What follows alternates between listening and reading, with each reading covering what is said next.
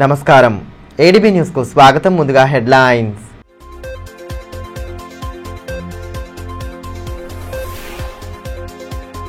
ఆదివాసీల అభ్యున్నతే లక్ష్యంగా గత బీఆర్ఎస్ ప్రభుత్వ హయాంలో విశేష కృషి చేశాం.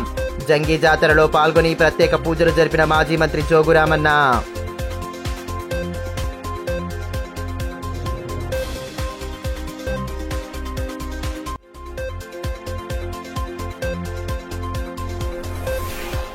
చదువుతో పాటు క్రీడల్లోనూ రాణించాలి. అదనపు కలెక్టర్ శ్యామలాదేవి సూచన.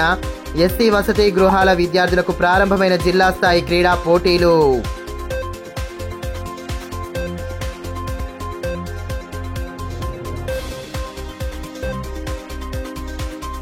సదల్పూర్లో జరుగుతున్న సుప్రసిద్ధ జంగి జాతర వేడుకలలో మాజీ మంత్రి జోగురామన్న పాల్గొన్నారు. ఆలయంలో ప్రత్యేక పూజలు జరిపారు. బీఆర్ఎస్ హయాంలో ఆదివాసీల అభ్యున్నతికి చేసిన కృషిని వివరించారు. ఆదివాసీ సంస్కృతి సాంప్రదాయాలను కాపాడుతూ వారి అభ్యున్నతికి గత బీఆర్ఎస్ ప్రభుత్వం విశేష కృషి చేసిందని మాజీ మంత్రి జోగురామన్న అన్నారు. బేలా మండలంలోని సదల్పూర్లో జరుగుతున్న జంగి జాతరలో ఆయన పాల్గొన్నారు. శ్రీ మహాదేవ్ భైరం దేవులకు ప్రత్యేక పూజలు నిర్వహించారు. అనంతరం ఏర్పాటు చేసిన కార్యక్రమంలో ఆలయ కమిటీ తరపున ఆయనను ఘనంగా సన్మానించారు. ఈ కార్యక్రమంలో మాజీ మార్కెట్ కమిటీ చైర్మన్ మెట్టు ప్రహ్లాద్, బీఆర్ఎస్ నాయకులు ప్రమోద్ రెడ్డి, సతీష్ పవర్, దేవన్న, విపిన్ ఖోడే, బాల్చందర్తో పాటు ఆలయ కమిటీ చైర్మన్ కోరంగే శ్యామరావు, అరుణ్, జంగ్షావ్, కుశాలరావు తదితరులు పాల్గొన్నారు.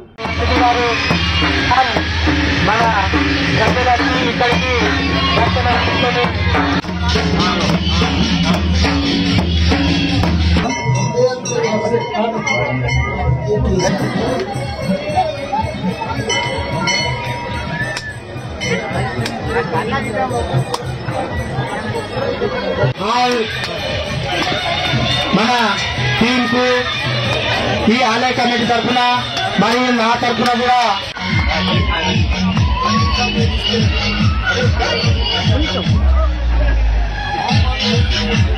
ఈ సందర్భంగా మాజీ మంత్రి జోగురామన్న మాట్లాడుతూ బీఆర్ఎస్ ప్రభుత్వ పాలనలో ఆదివాసీల సంస్కృతి సాంప్రదాయాలను కాపాడుతూ అన్ని దేవాలయాలను అభివృద్ధి చేయడం జరిగిందన్నారు. కొమరం భీం స్మారకార్థం జోడేఘాట్ నుండి మొదలుకొని కేస్లాపూర్లోనూ అభివృద్ధి పనులు చేపట్టినట్లు పేర్కొన్నారు. సదల్పూర్లో 2 కోట్లతో కమ్యూనిటీ హాల్, రోడ్డు, బ్రిడ్జిలను నిర్మించామన్నారు. స్వాతంత్రం వచ్చిన 75 సంవత్సరాలలో కాంగ్రెస్, బీజేపీ ప్రభుత్వాలు చేయలేని అభివృద్ధి 10 ఏళ్ల బీఆర్ఎస్ పాలనలో సాధ్యమైందని తెలిపారు. మన ప్రభుత్వంలో కేసీఆర్ గారి నాయకత్వంలో స్వాతంత్రం వచ్చి దేశానికి దగ్గర 80 సంవత్సరాలు కావస్తున్నా 50 సంవత్సరాలు ఈ రాష్ట్రాన్ని, దేశాన్ని కాంగ్రెస్ పార్టీ పరిపాలించిన విషయం తెలుసు. ఇప్పుడు ఈ దేశాన్ని దాదాపు 28 సంవత్సరాల నుంచి భారతీయ జనతా పార్టీ ప్రభుత్వం 15 కంప్లీట్ అయ్యి 15 ఏళ్లలో మొన్ననే అధికారంలోకి మళ్లీ రావడం, 3వసారి ప్రధానమంత్రి నరేంద్ర మోదీ గారు రావడం, హిందుత్వం మీద, హిందూ ధర్మం మీద చాలా గొప్పలు మాట్లాడే పార్టీలు భారతీయ జనతా పార్టీ కావచ్చు. కాంగ్రెస్ పార్టీ అయితే మరి మనందరికీ తెలుసు కాబట్టి కేవలం తెలంగాణ రాష్ట్రం తీసుకొచ్చిన తర్వాత కేసీఆర్ గారు ముఖ్యమంత్రి అయిన తర్వాతనే 2014 నుంచి 2023 వరకు ఏ అభివృద్ధి అయితే ఆదిలాబాద్ నియోజకవర్గంలో ఉన్నటువంటి ఆదివాసీ గ్రామాలకు కానీ, ఆదివాసీ ప్రజలకు కానీ ఆదివాసుల యొక్క సంస్కృతిని, ఆచారాన్ని చాటి చెప్పే విధంగా చరిత్రలో నిలిచిపోయే నాగోబా కృష్ణాపూర్ మందిరం కావచ్చు. ఇందులో దాదాపు 12 కోట్ల రూపాయలతోటి కృష్ణాపూర్ నాగోబా అంటే భారతదేశంలోనే ఆదివాసుల యొక్క 2వ స్థానం. ఇలా మా ఊరు మా గ్రామం సంచి కావాలని చెప్పి మా ఊరే మా ప్రాణం చెప్పిందో చిన్న గ్రామ పంచాయతీ చేసి ఆదివాసీ గూడాల్ని వాళ్ళకే అప్పచెప్పి ఆదివాసీ సర్పంచులను చేసి ఆదివాసీ ఎంపీటీసీలు చేసినటువంటి ఘనత ఇలా మావే రాజు చెప్పిందో. కానీ ఇలా మనం అది పూర్తిగా కళ్ళకు అచ్చినట్టు కనబడుతూ ఉంది. ఏ ఊరికి వెళ్ళినా ఆదివాసుల యొక్క కమ్యూనిటీలు కావచ్చు, అయితే షెడ్లు కావచ్చు, ఇలా సీసీ రోడ్లు కావచ్చు, అట్లా సదరు పిల్లలు 2 కోట్ల కాదు, ఈ ఆదివాసీ బిడ్డల కొరకు ROFR పట్టాలు ఇలా దాదాపు 1,00,000 మందికి మరి ఇలా భూమిచ్చి మనం ఈ రోజు పట్టాలిచ్చి ROFR కి ఉన్నటువంటి ఆదివాసీ బిడ్డలకు ఇలా రైతు బంధు ఇచ్చినటువంటి ఘనత కూడా మన కేసీఆర్ గారికి చెప్పి కూడా నేను సందర్భంగా అదనపురే కాదు, ఒక నాగోప కేసరాపురే కాదు, అసలే జోడని వాటే కాదు, ఆసిఫాబాద్ జిల్లాని ఏర్పాటు చేయడమే కాదు, నాకు ఇంకా చాలా జ్ఞాపకాలు లక్షలపేటలో కూడా అక్కడ ఆదివాసులందరూ కూడా అక్కడ కూడా ముఖ్యమైనటువంటి పూర్వస్థానం మంత్రి అంటున్నారు, అది కూడా చేసినాం. ఇది చాలా ఉన్నాయి. ఎందుకు చెప్తున్నామంటే ఆదివాసులను వాళ్ళని జాగృతం చేయాలి, వాళ్ళు సంస్కృతి ఆచారాల మీదనే ఇలా ఎన్నో కార్యక్రమాలు చేస్తారు. అంతకుముందు మండలంలోని సాంగిడి గ్రామంలో ఇటీవల వివిధ కారణాలతో మృతి చెందిన వారి కుటుంబాలను పరామర్శించారు. కుటుంబ సభ్యులకు ప్రగాఢ సానుభూతి వ్యక్తం చేసి ధైర్యం చెప్పారు.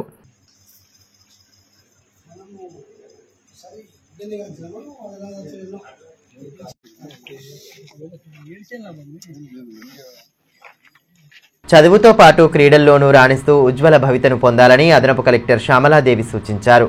ఎస్సీ వసతి గృహాల విద్యార్థులకు నిర్వహించిన జిల్లా స్థాయి క్రీడా పోటీలకు ఆమె ముఖ్య అతిథిగా హాజరై పోటీలను ప్రారంభించారు. విద్యార్థులకు చదువు ఎంత ముఖ్యమో క్రీడలు కూడా అంతే ముఖ్యమని అదనపు కలెక్టర్ శ్యామలాదేవి అన్నారు. మంగళవారం ఇందిరా ప్రియదర్శిని స్టేడియంలో ఎస్సీ వసతి గృహాల విద్యార్థులకు జిల్లా స్థాయి పోటీలను నిర్వహించారు. దీనికి ఆమె ముఖ్య అతిథిగా హాజరై పోటీలను ప్రారంభించారు. ఈ కార్యక్రమంలో ఎస్సీ అభివృద్ధి అధికారిని సునీత, డివైఎస్ఓ వెంకటేశ్వర్లు, వసతి గృహాల అధికారులు, క్రీడాకారులు పాల్గొన్నారు. అది ప్రీమెట్రిక్ స్కూల్స్ అంటే 3rd నుంచి 10th వరకు ఉన్న పిల్లల్ని టోటల్ 22 హాస్టల్స్ ఉన్నాయి. ఎస్సీ హాస్టల్స్ టోటల్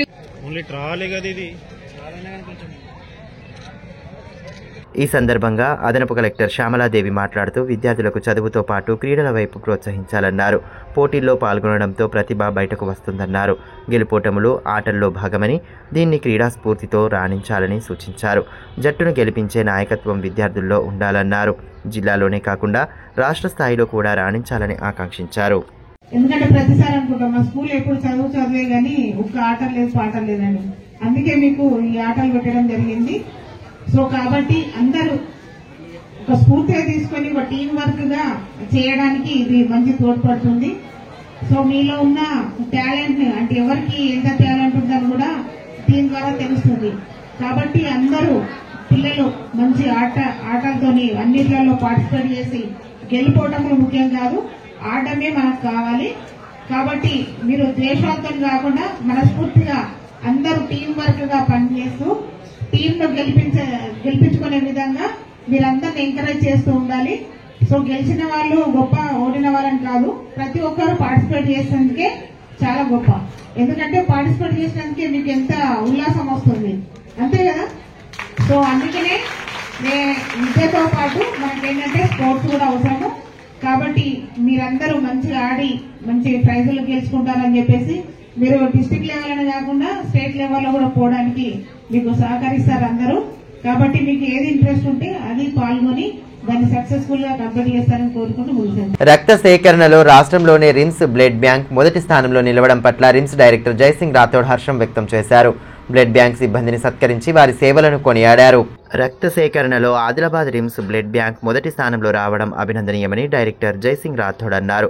మొదటి స్థానం పొందిన బ్లడ్ బ్యాంక్ సిబ్బందిని మంగళవారం ఆయన ఛాంబర్లో సత్కరించారు. అవార్డుతో పాటు ప్రశంసా పత్రాన్ని అందించి అభినందనలు తెలిపారు.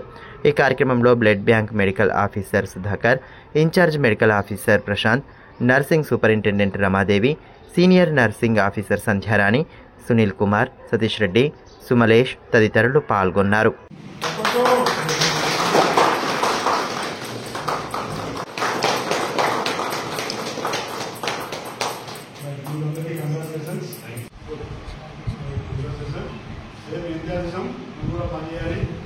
ఈ సందర్భంగా రిమ్స్ డైరెక్టర్ జైసింగ్ రాథోడ్ మాట్లాడుతూ దాతలు, స్వచ్ఛంద సంస్థల సహకారంతో రిమ్స్లోని బ్లడ్ బ్యాంకుకు రక్త సేకరణ అయ్యిందన్నారు. దీని కారణంగా రాష్ట్ర స్థాయిలో 53 బ్లడ్ బ్యాంకుల్లో ఆదిలాబాద్కు మొదటి స్థానం రావడం హర్షణీయమని పేర్కొన్నారు. ఇదే స్ఫూర్తితో సిబ్బంది ముందుకు సాగుతూ జాతీయ స్థాయిలో కూడా అవార్డులు పొందాలని ఆకాంక్షించారు. అవసరమైన వారికి రక్తం అందిస్తూ సేవలను మరింత విస్తృతం చేయాలని సూచించారు. మొన్న 26 జనవరి ఫిబ్రవరి రోజు స్టేట్లో మొత్తము 53 బ్లడ్ బ్యాంక్స్ ఉన్నాయి. అందులో రిమ్స్కు మొదటి స్థానం వచ్చింది. మా బ్లడ్ బ్యాంక్ మెడికల్ ఆఫీసర్ కావచ్చు, ఎన్ఎస్ఎస్ కావచ్చు, పారామెడికల్ స్టాఫ్ కావచ్చు, ఎల్టీసు, డ్రైవరు అట్లా అందరికీ నా పేరున ఖచ్చితంగా నేను వాళ్ళకు కంగ్రాచులేషన్ చెప్తున్నా, అదేవిధంగా ధన్యవాదాలు చెప్తున్నా. దాంతోపాటు ఈ ఏది మనం కష్టపడి బ్లడ్ బ్యాంక్ ఫస్ట్ ప్లేస్లో వచ్చిందో ఇదే విధంగా ముందు కూడా ఇదే స్ఫూర్తి కొనసాగించాలని కోరుకుంటున్నా. అదేవిధంగా ఆల్ ఎన్జిఓస్కు ఎవరైతే బ్లడ్ ఇచ్చారో, ఎవరైతే బ్లడ్ డొనేషన్ క్యాంప్ ఆర్గనైజ్ చేశారో వాళ్ళకు కూడా నా తరఫున నేను వాళ్ళకి ధన్యవాదాలు చెప్తున్నాను. అదేవిధంగా ఫ్యూచర్లో కూడా మా స్టాఫ్ వర్క్ ఏంటంటే ఇదే స్ఫూర్తితో ఏ పేషెంట్ ఎప్పుడు వచ్చినా, ఏ ఆర్టీ రోడ్ ట్రాఫిక్ కేసు వచ్చినా, డెలివరీ కేసు వచ్చినా, ఎమర్జెన్సీ సర్జరీ కేసు వచ్చినా ఖచ్చితంగా వాళ్ళకి కావాల్సింది ఎస్డిపి కావచ్చు, ఆర్టీపీ కావచ్చు, బ్లడ్ గ్రూప్, బ్లడ్ డొనేషన్ ఏ బ్లడ్ వాళ్ళకు బ్లడ్ బ్యాగ్ కూడా ఖచ్చితంగా ఇవ్వాలని రిక్వెస్ట్ చేస్తున్నాం. అందరం కలిసికట్టుగా పనిచేస్తేనే ఈ రోజు మంచి ఆవిడ వచ్చింది. ఫ్యూచర్లో కూడా మనము ఇప్పుడు మా స్టాఫ్ చెప్పినట్టు స్టేట్లో కాకుండా ఇండియాలో కూడా మంచి ర్యాంక్ రావాలని కోరుతూ పట్టణంలోని ఉపాధి కల్పన కార్యాలయంలో మంగళవారం నిర్వహించిన జాబ్ మేళాకు మంచి స్పందన లభించింది. పేటీఎంలో పనిచేసేందుకు గాను జాబ్ మేళాకు హాజరైన అభ్యర్థులకు ఇంటర్వ్యూలు జరిపారు. పేటీఎంలో పనిచేసేందుకు గాను ఉపాధి కల్పన కార్యాలయంలో నిర్వహించిన ఇంటర్వ్యూలకు స్పందన వచ్చింది. మంగళవారం ఆయా ప్రాంతాల నుండి వచ్చిన అభ్యర్థులకు పేటీఎం ప్రతినిధులు ఉస్మాన్, కిరణ్ కుమార్లు ఇంటర్వ్యూలు నిర్వహించారు. చేసే పని గురించి వివరించారు. ఈ సందర్భంగా ఉపాధి కల్పన గోవర్ధన్ మాట్లాడుతూ ప్రైవేట్ రంగాల్లో వస్తున్న అవకాశాలను నిరుద్యోగ యువత సద్వినియోగం చేసుకోవాలన్నారు. 10వ తరగతి పాస్ అయిన ప్రతి ఒక్కరూ ఎంప్లాయ్మెంట్ కార్డులను తీసుకోవాలన్నారు. ప్రైవేట్ రంగాల్లో ఉపాధి కల్పించేందుకు తమ శాఖ తరపున కృషి చేస్తామని పేర్కొన్నారు. పేటీఎంలో 50 ఖాళీల కోసం జాబ్ మేళా నిర్వహించడం జరిగిందని, నిరుద్యోగులు కూడా మంచిగానే వచ్చారని తెలిపారు.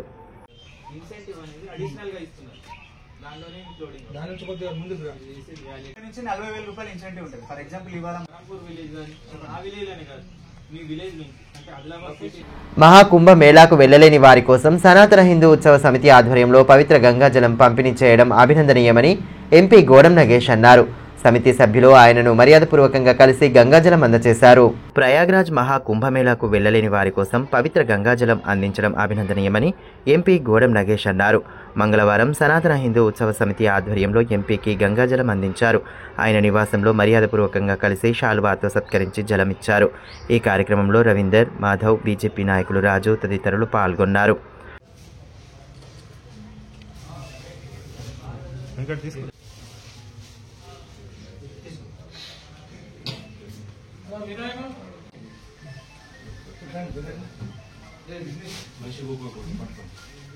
ఈ సందర్భంగా ఎంపీ గోడం నగేష్ మాట్లాడుతూ 140 సంవత్సరాల తరువాత వచ్చిన మహాకుంభమేళాలో భక్తులు అధిక సంఖ్యలో వెళ్తున్నారన్నారు. అక్కడికి వెళ్లలేని వారి కోసం సనాతన హిందూ ఉత్సవ సమితి తరపున గంగాజలం అందించడం అభినందనీయమని పేర్కొన్నారు.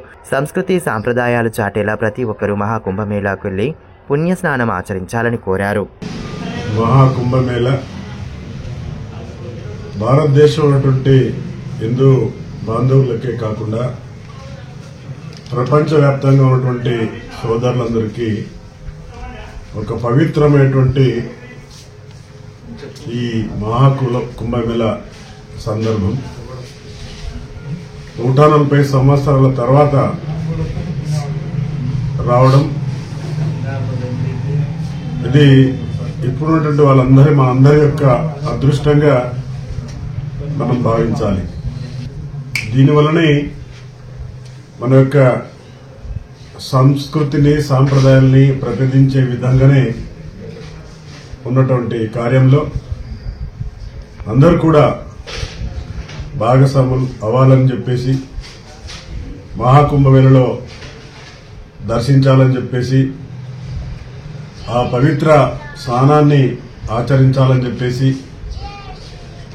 ఈ సందర్భంగా నేను కోరుతూ, ఆదిలాబాద్ పట్టణమైనటువంటి సనాతన హిందూ ధర్మం సోదరులు అక్కడ నుంచి తీసుకొచ్చినటువంటి గంగాజలాన్ని ఇక్కడ నాకు ఇవ్వడమే కాకుండా ఇక్కడ సోదరులందరూ కూడా వారు ఇవ్వడం, రేపు కూడా మరి పట్టణ ప్రజలందరికీ గంగాజల వితరణ కార్యక్రమం ఉంది. ఎందుకంటే కొందరు అంత దూరం వెళ్ళలేక ఉన్నటువంటి వాళ్ళందరికీ ఇది ఒక మంచి అవకాశంగా స్వీకరించాలని చెప్పేసి ఈ సందర్భంగా కోరుతూ, ఆదిలాబాద్ పట్టణ సనాతన హిందూ ధర్మ సంఘానికి ప్రత్యేకంగా నా యొక్క నమస్కరిస్తూ అభినందనలు తెలియజేస్తాను. డైట్ కళాశాలలో మంగళవారం నిర్వహించిన ఫ్రెషర్స్ డే వేడుకలు ఉత్సాహంగా సాగాయి. విద్యార్థుల సాంస్కృతిక నృత్య ప్రదర్శనలు ఆహుతులను విశేషంగా ఆకట్టుకున్నాయి. పట్టణంలోని డైట్ కళాశాలలో ఫ్రెషర్స్ డే వేడుకలను ఘనంగా నిర్వహించారు. మంగళవారం విద్యార్థులు సాంస్కృతిక కార్యక్రమాలు నిర్వహిస్తూ అలరించారు. సినిమా, జానపద పాటలపై నృత్యాలు చేస్తూ హోరెత్తించారు. తోటి విద్యార్థుల కేరింతలను కొడుతూ వారిని ఉత్సాహపరిచారు. కొత్త విద్యార్థులకు స్వాగతం పలుకుతూ సీనియర్లు చేసిన నృత్యాలు, ఇతర కార్యక్రమాలు అందరినీ అలరించాయి. ఈ కార్యక్రమంలో vice principal doctor Kiran Kumar, అధ్యాపకులు, విద్యార్థులు పాల్గొన్నారు.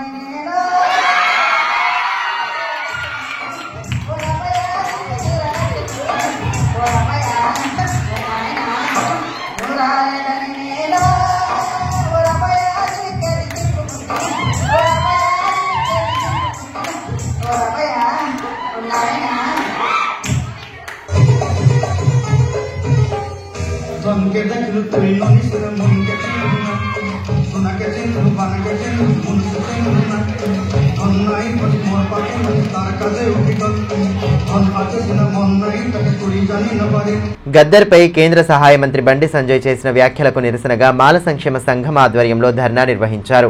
బండి సంజయ్కు వ్యతిరేకంగా నినాదాలు చేస్తూ ఆయన వ్యాఖ్యలను ఖండించారు.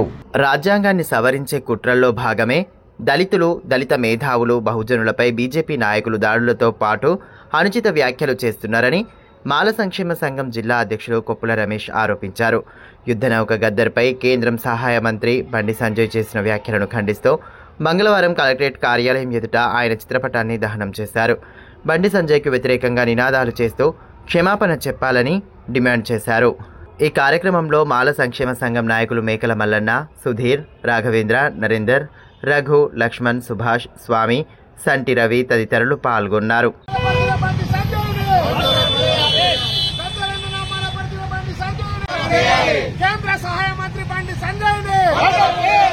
ఈ సందర్భంగా మాల సంక్షేమ సంఘం అధ్యక్షులు కొప్పుల రమేష్ మాట్లాడుతూ యుద్ధనౌక గద్దర్కు పద్మశ్రీ అవార్డు ఇవ్వమని బండి సంజయ్ చేసిన వ్యాఖ్యలు చేయడం సరికాదన్నారు. గద్దర్కు పద్మశ్రీ ఇవ్వమని తాము అడిగామా అని ప్రశ్నించారు. రాష్ట్రంలో మంచి సేవలు అందించిన వారి పేర్లను ప్రభుత్వం ప్రతిపాదించనుందన్నారు. అందులో గద్దర్ పేరు కూడా ఉందన్నారు. దళితులు, బహుజనులపై దాడి జరిగిన సమయంలో కాలికి గజ్జలు కట్టి ప్రజలను చైతన్యవంతులను చేశారన్నారు. అలాగే తెలంగాణ ఉద్యమంలో గద్దర్ పాడిన పాటలు ప్రజలను రాష్ట్రం సాధించేందుకు ఏకం చేసిందని పేర్కొన్నారు. ఇవన్నీ వదిలి గద్దర్పై అనుచిత వ్యాఖ్యలు చేయడం సరికాదని పేర్కొన్నారు. పార్లమెంట్ అమిత్ షా అంబేద్కర్ను కించపరిచేలా మాట్లాడారని, ఇప్పుడు గద్దర్పై బండి సంజయ్ అనుచిత వ్యాఖ్యలు చేశారని తెలిపారు. ఇది మొత్తం రాజ్యాంగాన్ని మార్చేందుకు కుట్రల్లో భాగమేనని తాము భావిస్తున్నామని పేర్కొన్నారు. బండి సంజయ్ గారు ప్రజా యుద్ధ నౌక గద్దరన్న మీద అనుచిత వ్యాఖ్యలు చేయడాన్ని మాల సంక్షేమ సంఘం అంబేద్కర్ వాదులుగా పూర్తిగా ఖండిస్తున్నాం. నిజంగా ఈయనకు బండి సంజయ్ గారికి తెలివి ఉండి మాట్లాడుతున్నాడా, తెలివి లేక మాట్లాడుతున్నాడా? ఈరోజు తెలంగాణ వచ్చిందంటే మా గద్దరన్న యొక్క పొడుస్తున్న పొత్తు మీద పాటతోటి యావత్ తెలంగాణ మొత్తం కదిలి తెలంగాణ సాధించేంత వరకు కూడా తను నిద్రపోలేదు. అదేవిధంగా అదే కాకుండా రాష్ట్రంలో కానీ దేశంలో కానీ దళితులు, బహుజనుల మీద ఎక్కడ దాడులు జరిగినా వాళ్ళ శ్రేయస్సు కోసం కాలుకు గజ్జెగట్టి భుజాన గొంగడేసుకొని చేతిలో అంబేద్కర్ జెండా పట్టుకొని మూలాన గ్రామాన ప్రజల యొక్క చైతన్యం కోసం పనిచేసిన ప్రజా యుద్ధ నౌక గద్దరన్న మీద వ్యాఖ్యలు చేయడం సరైంది కాదు. నిన్ను బండి సంజయ్ ఖబర్దార్, నువ్వు ఏం మాట్లాడుతున్నావో నీకు తెలిసి మాట్లాడుతున్నావా? నిన్ను హెచ్చరిస్తున్నాం. నువ్వు గద్దరన్న గురించి నీకు ఏం తెలుసని నువ్వు మాట్లాడుతున్నావు?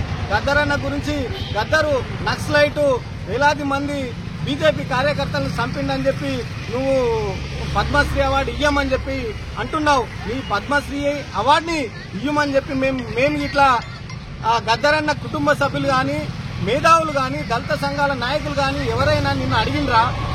అది ఈ రాష్ట్ర ప్రభుత్వం ఈ రాష్ట్రంలో చేసినటువంటి ప్రజా సేవ చేసినటువంటి దళితులు మేధావులుగా భావించినటువంటి 5 మందిని ప్రపోజల్ పంపితే దాంట్లో గద్దరన్న ఒక్కొక్క సభ్యుడిగా పంపిండు.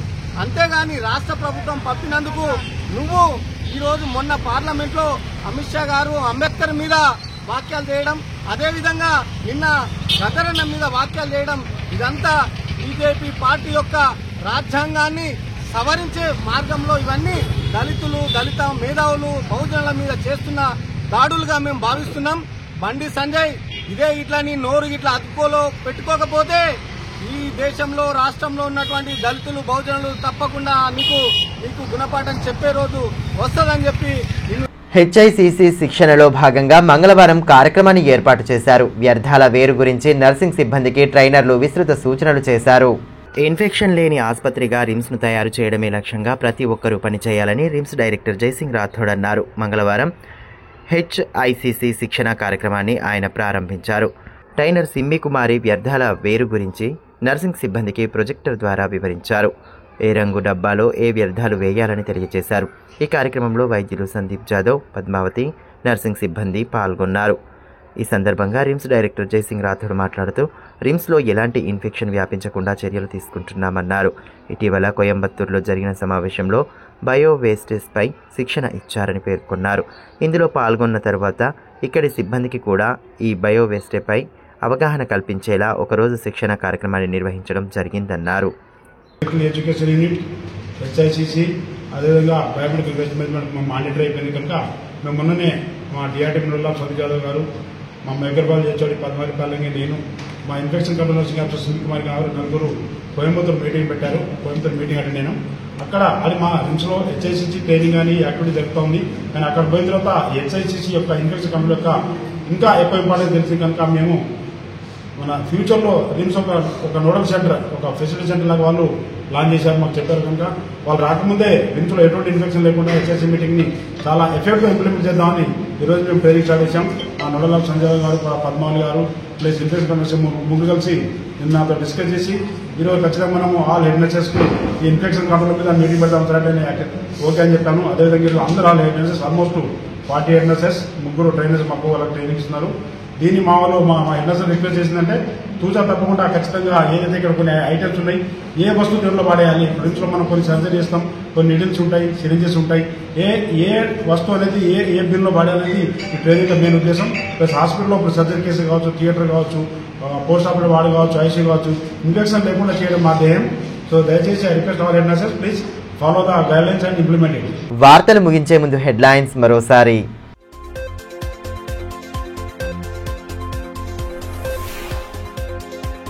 ఆదివాసీల అభ్యున్నతే లక్ష్యంగా గత బీఆర్ఎస్ ప్రభుత్వ హయాంలో విశేష కృషి చేశాం. జంగి జాతరలో పాల్గొని ప్రత్యేక పూజలు జరిపిన మాజీ మంత్రి జోగురామన్న.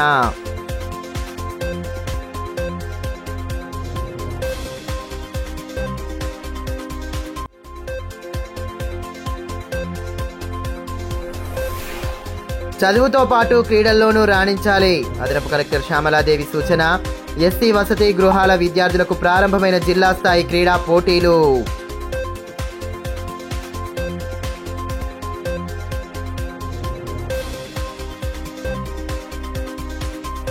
ఈ వార్తలు ఇంతటితో సమాప్తం. తిరిగి ప్రసారమయ్యే మరో బులెటిన్లో మళ్ళీ కలుసుకుందాం. అంతవరకు సెలవు. నమస్కారం.